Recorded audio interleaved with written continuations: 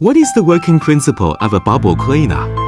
Firstly, the function of the vortex air pump is to draw in external air to generate bubbles, which will roll up and down, simulating the effect of manual cleaning on vegetables. The circulating water pump is the water in the circulating water tank. After passing through the filtered water tank, the water in the tank is pumped to the pump, which generates pressure through the circulating water pump.